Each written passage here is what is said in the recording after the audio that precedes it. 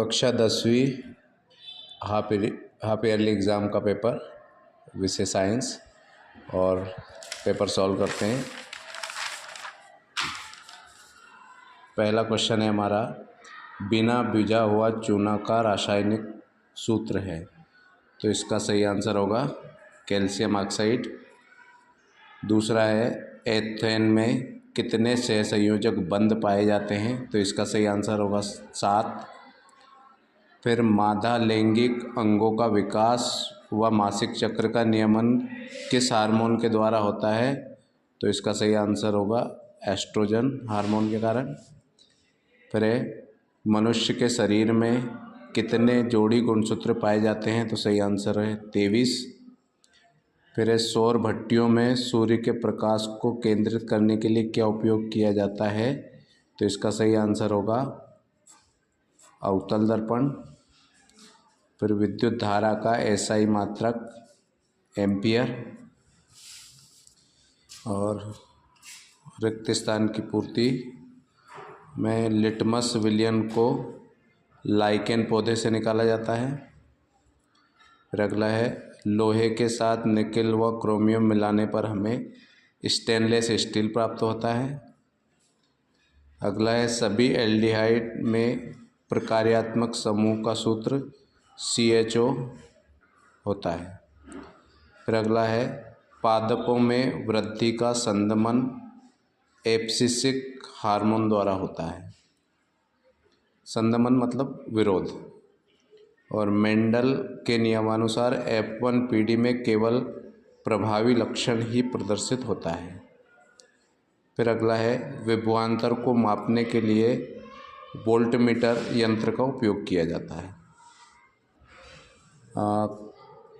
कथनों के सत्यासत्य लिखना है। इसमें अवक्षेपण अभिक्रिया में अविलेय लवण प्राप्त होता है, तो ये सत्य है।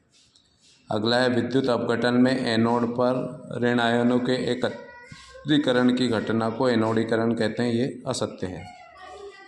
फिर ऐसे पदार्थ जिनमें अन्य पदार्थों को ऑक्सीजन देने की क्षमता होती है उत्प्रेरक कहलाते हैं, ये भी असत्य है।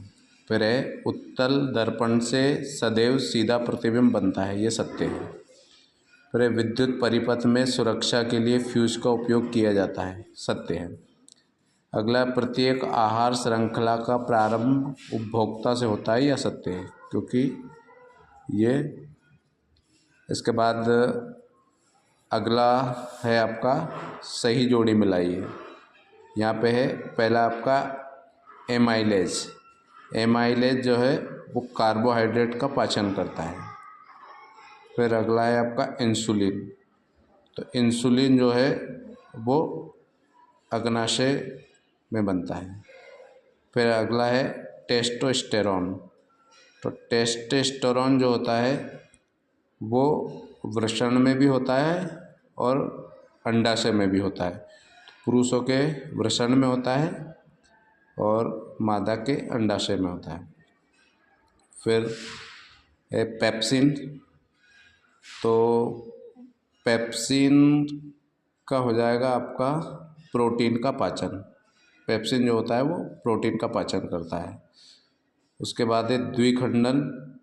द्विखंडन जो है वो अमीबा में होता है और मुकुलन की जो क्रिया होती है वो हाइड्रा में होती है।